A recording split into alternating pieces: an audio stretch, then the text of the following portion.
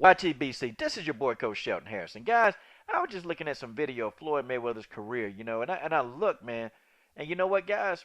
I'm gonna be honest with y'all. He did bring a lot to the sport of boxing, and I know some people you're gonna disagree with this video, and if that's fine, listen, you Mr. Supremacist guys, don't come in here with that racist stuff. Don't come in here with that racist stuff. Don't come in here calling me a flomo. Don't come because you know what? You start calling me that. You know what? I'm just gonna tell you one thing. I'm just gonna tell you the one thing, and then I'm just gonna delete your comment. Don't start flomo this flomo. I ain't trying to hear. Okay? I was just looking at his career, and I'm thinking this man. No, I don't call him TBE, but this man is a defensive genius, a defensive genius. Okay? I'm looking at early in his career where he was like throwing combinations, putting combinations together, and just getting dudes out of there. I mean, beating them down. But you know, the man hands start hurting. And I don't know. See, many of you, a lot of you guys that make the comments on these videos, you guys, you've never ever been in a fight. You never been in a fight. And dang show, you darn sure ain't been in a boxing ring. You ain't been in no boxing ring. Okay? I used to box. You can go ask Fair Shake Boxing. I mean, any of you guys who got fighting experience, okay? I mean, I've got, a pretty good list. I've got a pretty good extensive fighting experience. Let me tell you. And when you hit your hand and you hurt your hand, you don't want to throw punches. You don't want to put combinations. You just don't want to do it. Because every single punch you throw, it hurt, man. It hurt. And I'm talking about it's pain, it's excruciating pain. If you ever had your hands hurt, man, that's a fighter's weapon. If you can't use your hand, you can't fight. Okay, your career is over if your hands don't work. I don't care how strong you are. If your hands don't work, you can't fight. Floyd figured out his hands was in bad shape. This man, so boxing intelligent, figured out a way to beat people with hurt hands.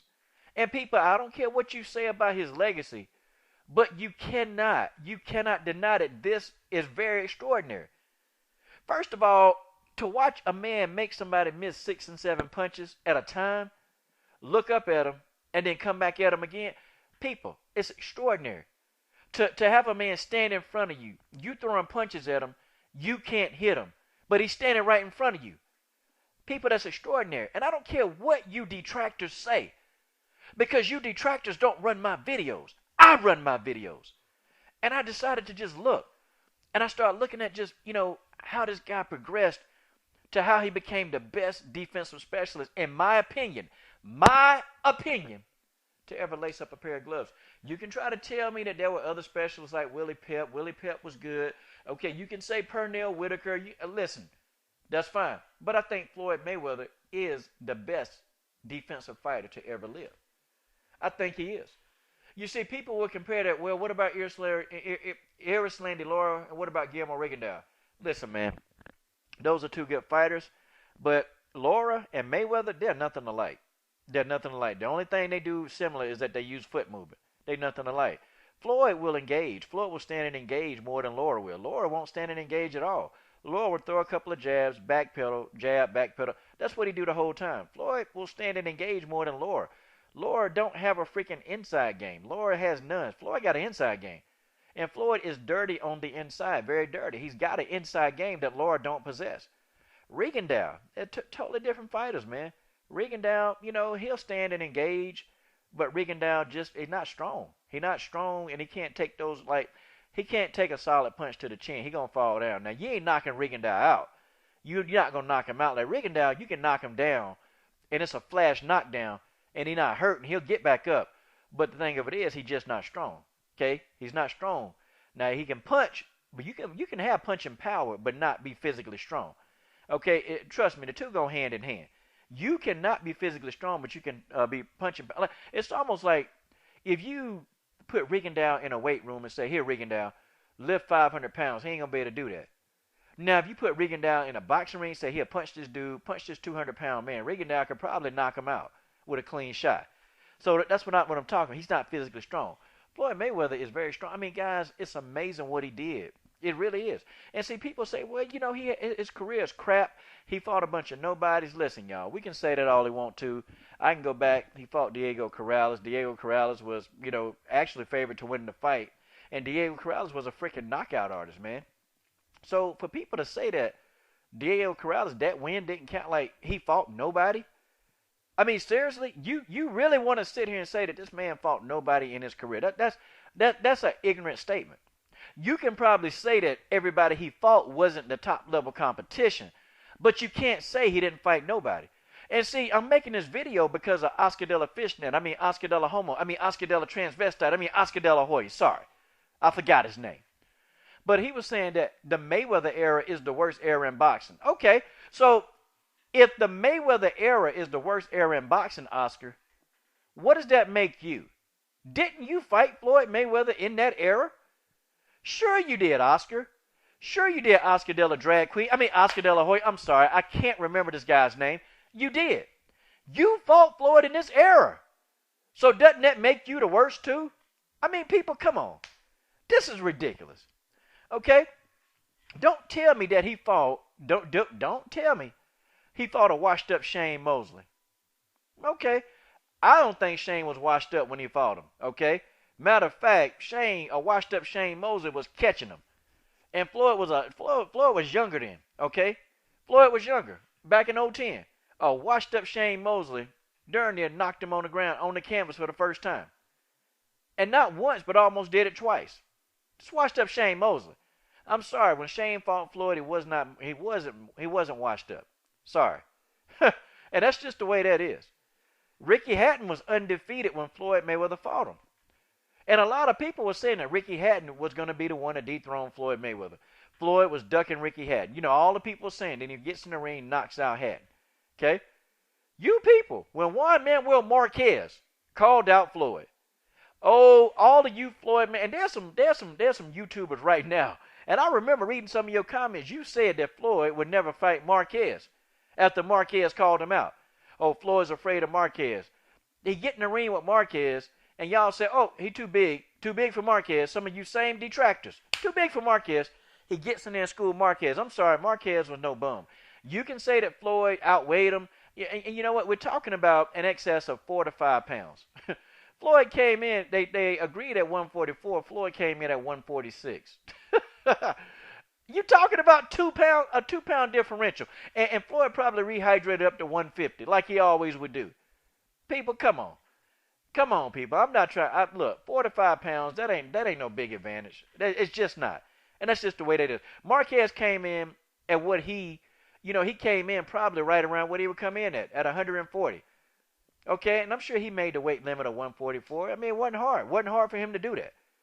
Okay, Floyd wasn't going to go down to 144. He just wasn't going to do it. He just came in at what he always come in at fight night, and 146 and a half pounds. But y'all want to say Marquez just wasn't good and too small. See, y'all came up with an excuse. Okay, and then, he fought Oscar De La Hoya. Oscar De La Hoya was the pay-per-view king when Floyd fought him. He fought him. Oscar wasn't washed up. Oscar wasn't washed up, please. I'm not trying to hear that. Oscar De La Hoya was not washed up. He was washed up when he fought Manny Pacquiao, when he looked like a freaking zombie off of The Walking Dead. People, I'm not listening to that. Okay, I didn't say TBE, but I said the best defensive specialist ever, and this man has had a good career. And you are going to have to face that, and that's just the way that is. When he fought Cotto, don't sit here and tell me he fought a washed-up Cotto. I can't hear it, and I'm not listening to that. He did not fight a washed-up Cotto. He got one of the best versions of Miguel Cotto. He got one of the best versions of Miguel Cotto. He fought Miguel Cotto at his comfortable weight of 154. Manny Pacquiao did not do that. Pacquiao didn't fight Miguel Cotto at his comfortable weight. Floyd did. Now, we can argue and say that, well, he weight drained Canelo to 152.